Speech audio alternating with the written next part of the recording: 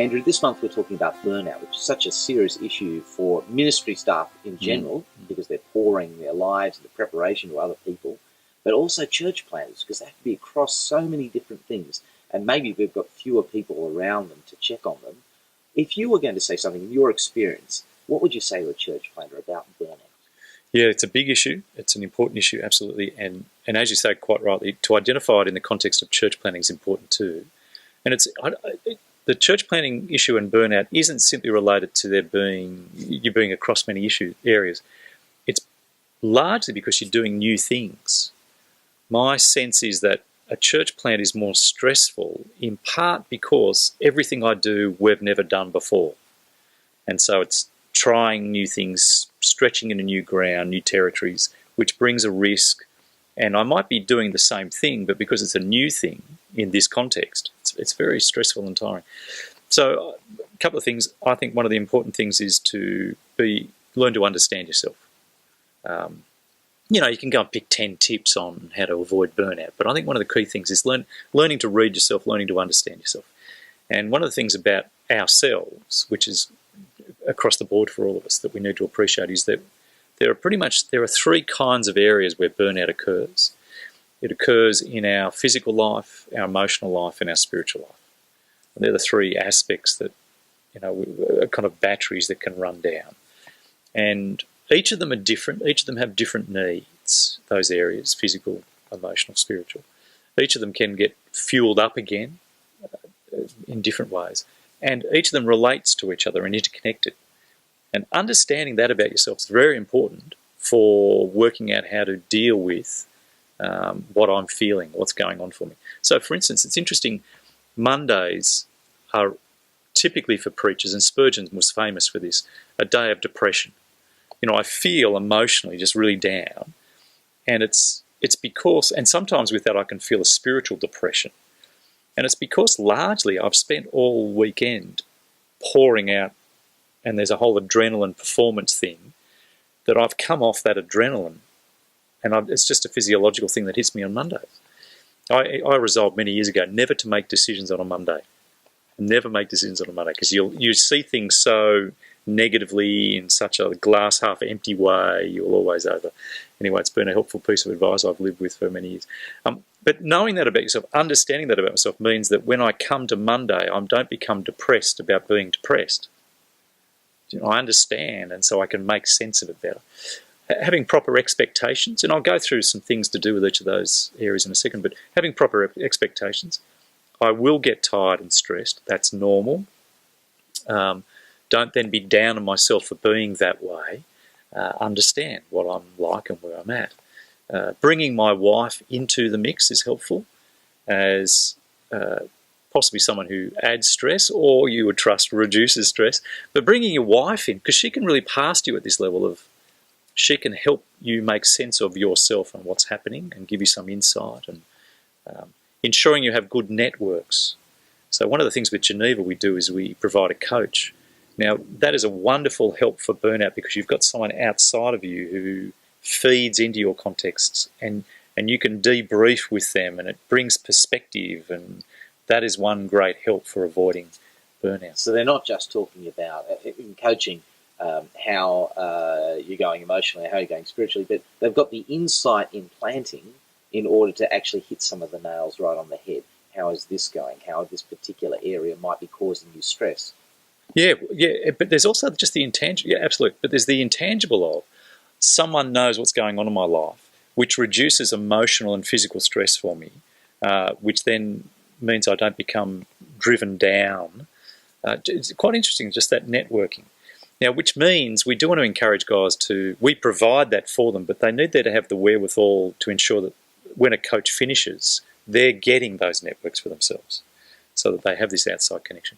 But it's because there's three components of who I am. Physical. Burnout happens when I'm unfit and unhealthy. This is part of the reality. So learn to understand yourself. Put in place simple physical activities to rid your body of the adrenaline thing. Walk if that's what you need to do. Run, swim, surf, whatever. Do something physical to bring some health and get fitness going. You'll find it's extraordinary for its ability to help you cope with stress and not be burnt out. Holidays, physically, ensure that you have at least a 2-week block of holidays. Don't ever just go for short breaks. You need a long time to recover and so on. The way you manage your week. Don't be out more than 4 nights a week, for instance. That's what we would regard as if you do more than that, it can only be for a very short time. And one of the pieces of wisdom that I think has helped over the years too, for me particularly, is try not to go out more than 2 nights in a row. 2 nights out, 1 night at home. 2 nights out, 1 night at home. Just little things to build into your life. The other thing, emotion. I'll just speak emotionally for a moment. One of the things that brings burnout is lack of structure. So understanding yourself. So,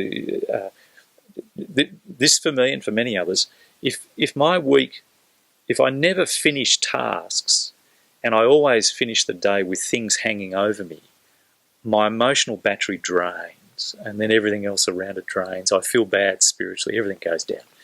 And so one of the very helpful things is to build a good weekly structure where you've imported your priorities and objectives into your weekly pattern, so that by the end of the day, when you finish and, in my case, walk upstairs to, or drive home to, you go, look, I've done what I was meant to do today, and I can tick those boxes and I can put my head down as the rest of a labourer.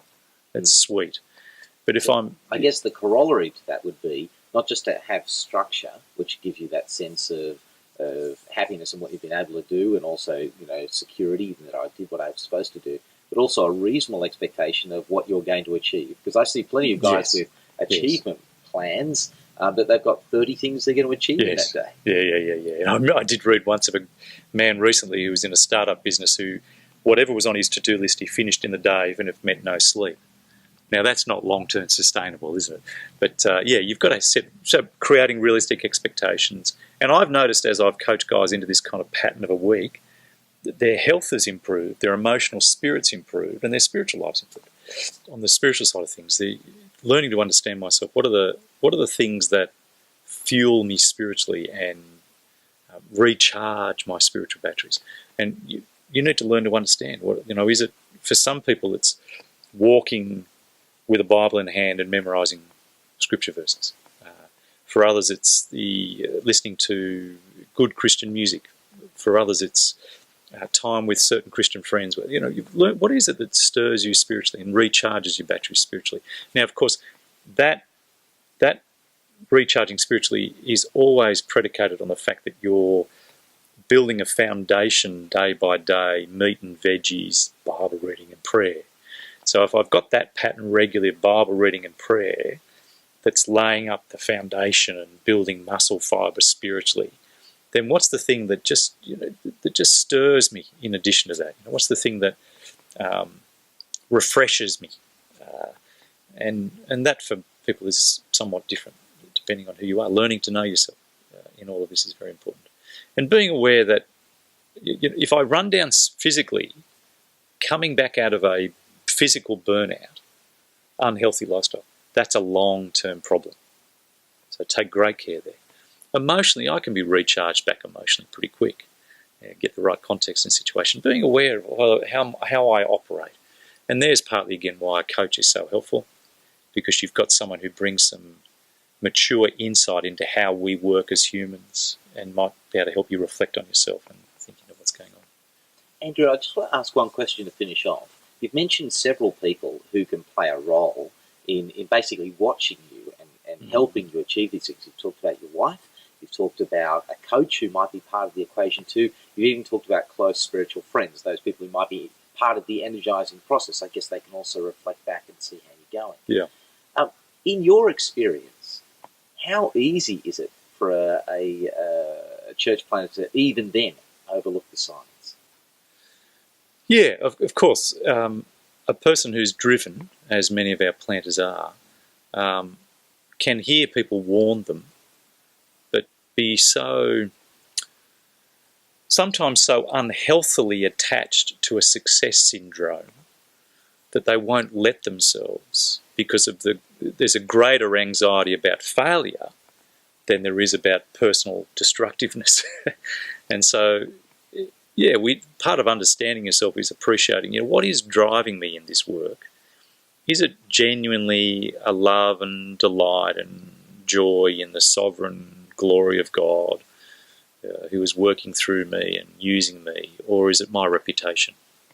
And so there's part of the, if it's me and my reputation, I won't heed the signs. No one around will be helping me. I'm on a path to self-destruction. So learning to know yourself is hugely critical in all of this area. Andrew, that's been excellent, and for an insight which you predicated with, gee, I don't know much in this area, or there's lots to be said, I would say it's been really helpful. We're going to put up an email address in the moment so people can actually send you more questions, but thanks very much for your time, and we just pray that you won't burn out. You'll actually see the right signs if you need to have them, and thanks very much for everybody else involved.